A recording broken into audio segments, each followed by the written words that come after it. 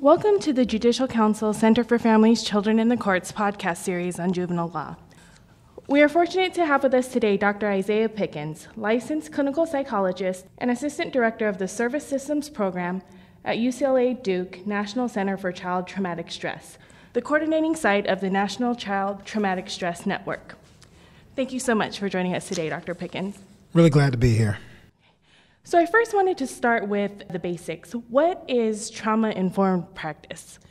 Yeah, so trauma-informed practice is really an organization considering trauma and how it's impacted its clients, its staff, and even the organizational policies, and really being mindful of that and understanding the impact that it's had on how people navigate their system. SAMHSA, the Substance Abuse Mental Health Services Administration, outlines the 4 R's in terms of a trauma-informed organization. First is realizing the widespread impact of trauma.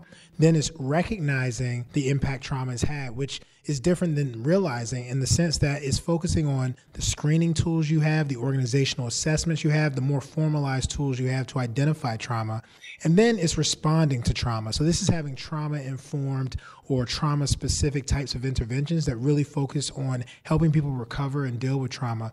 And then finally is resisting re-traumatization, which is truly one of the most important pieces for organizations to understand, because sometimes we can unintentionally cause harm to people who've experienced trauma if we're not aware of what trauma-informed practices are. And how did you become interested in trauma-informed practice? For me, the journey into trauma-informed practice began with my work at Rikers Island. I used to run groups for young people around mindfulness-based practices, cognitive behavioral practices. And what I learned was that so many of the young people who were involved with the juvenile justice system also were victims of traumatic stress life events and experiences. In fact, research shows that about 90% of youth involved with the justice system have experienced some kind of trauma. And so I felt like this could be one of the best pathways to really create healing and rehabilitation for young people. And why is trauma-informed practice important? Trauma-informed practice is important because it probably is one of the most effective and practical ways that we can look at injury in terms of psychological injury that's happened to someone and be able to manage it. Unlike disorders like conduct disorder or oppositional defiant disorder, which we call externalizing behavior disorders, they deal with looking at this behavior as, this is just a behavior the person is doing, and you can give them skills to be able to better manage it. Trauma really gets at the root of why that behavior is there in the first place.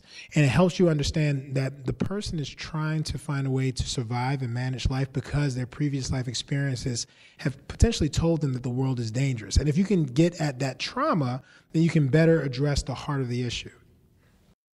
So what are the benefits of trauma-informed practice? Some of the major benefits that we see right out the gate is there's a reduction in PTSD type of symptoms. And these PTSD symptoms are often some of the same symptoms that can get young people involved with the justice system in the first place. So hyperarousal and aggressive behavior, avoidance that might involve substance use, dealing with dissociation, which is having almost a mental separation from situations. When you're able to reduce the impact of these symptoms, you're actually able to help young people learn more healthy and effective ways to navigate their world, to deal with the justice system, to engage in school, to do all these things that will keep them out of the justice system. What's the difference between trauma-informed practice and trauma-informed organization? So trauma-informed practices are what trauma-informed organizations are comprised of.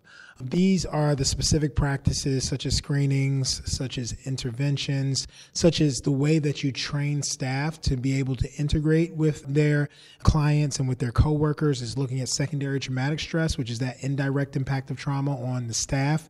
And so an organization that is trauma-informed has these practices in addition to policies that allow them to do this on a sustained basis. Could you give us some examples of trauma-informed practice? Yeah, so trauma-informed practice can show up in many different ways. I worked with a judge, Judge Howard, out in Ohio, and part of what we worked with him on was first doing a trauma-informed organizational assessment. So organizational assessments are, I would say, one of the first steps that you want to have in a trauma-informed organization, because you want to know where the practices you already do align or diverge from trauma-informed practices, so you can build on your strengths and also fill in your gaps. One of the things that he realized is that there were gaps in their screening process. Sometimes youth were screened in certain settings and then that information wasn't transferred to other settings. And so one of the things his court did was, one, they created a universal screening procedure where all youth who were coming through the system were screened in some way for trauma, so that there can be a red flag put up around kids who might need those services.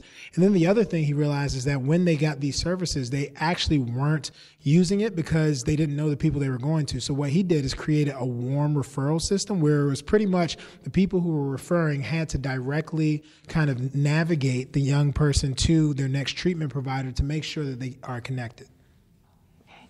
And do you have some other examples of how you worked with an organization to get them to become trauma-informed? Absolutely. One of the, I think, most important foundational pieces is also professional development. So there's a professional development tool called Think Trauma, which is a 8 to 16 hour curriculum for organizations to train their staff on trauma-informed practices.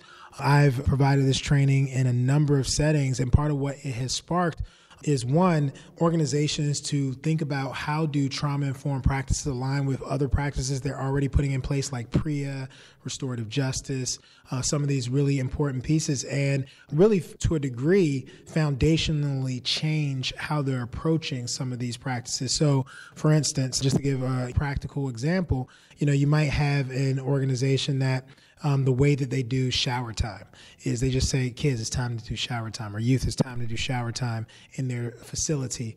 And what we have encouraged them to do is, one, identify if this can be a trigger for some kids. And so maybe changing the timing so that all kids aren't going at the same time. You're giving space, and you're also having policies that allow staff to do this without them being reprimanded. Because what can happen sometimes is we could recommend trauma-informed practices for organizations, and then the staff on the ground put it in place, and then the leadership who brought us in to help them say this is against our policies, and it creates friction within the actual organization. And so really thinking about this holistically and from a systemic perspective has been really important. As professionals working with children and families who have experienced trauma, how can we better manage our own experience in self-care as to not affect our work with our clients? Yeah, first is wake up and know it impacts us, right? We are humans. We're not immune to hearing these really tragic stories in the work that we do. We're not immune to feeling the stress of our outside life and how it impacts our work life and vice versa. So I think one of the first steps is creating awareness. And you can create awareness in a lot of ways. One, you can create into your roll calls, your team meetings, your interdisciplinary team meetings, moments for check-in that focus on using reflective practices. So when we talk about reflective practices and reflective supervision, is really being able to give people the space in a non-judgmental way to express their emotional reaction to things that are happening around them within the workplace. And I think the other piece you can do is really be more intentional around assessment. So one of the assessments that is common in a lot of workplace settings is the professional quality of life scale, which individuals can take. There's also the secondary traumatic stress scale that is another individual assessment. There's a secondary traumatic stress organizational assessment. So there's a lot of tools out there to help people begin to assess. And I think that gives you the information and data to start working from so that you can start adjusting aspects of your workplace environment to address these issues. And is there anything else that we can use to help us identify when we need self-care aside from those things? Yeah, some practical things that you want to look out for is if you feel you don't have the desire to take on any extra work, you get really easily annoyed or frustrated, there's a lot of distrust in the organization. If the people on the ground don't trust the supervisors and the supervisors don't trust the judge or the administrators, that's a huge sign that, there is a lot of secondary traumatic stress. And then on the flip side, I think it's important for us to know that we're not just trying to avoid stress, we're trying to work toward wellness. And so some of the things you would expect to see if an organization is addressing these issues is that people have each other's back and that they feel comfortable in that setting. And they also have flexibility in their ability to deal with tasks. And just real quick, what I mean by that is what we see in a lot of organizations, unfortunately, is if you're really good at what you do, you get punished for it because you get more work. And so when organizations are able to say, look, I see you have a lot, take it off your plate so that you don't get burned out, give you something else to do, and go back and forth, that's a sign of a healthy organization. And lastly, can you share any tips for day-to-day self-care that we should practice? Yeah. So there's a technique called WTF, and it's not what you think. It's pretty close, but it stands for walk, talk, flush. And this is one of the really quick techniques that we train people. You can have meetings walking sometimes. Find a private place. Doing that physical activity can really start to shift your body and where it's at in terms of how it's managing stress.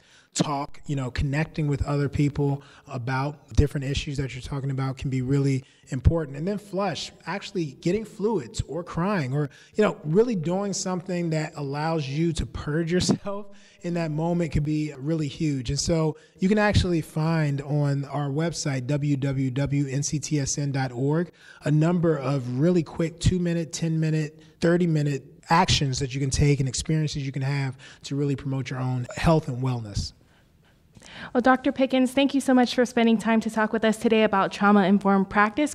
Could you give our listeners again the website where they can get more information? Yes, it was great to be here. The website is www.nctsn.org. And if you want to get in contact with me or my company, you can contact us at info.eyeopeningenterprises.com, and that's eyeopeningenterprises with the I.com.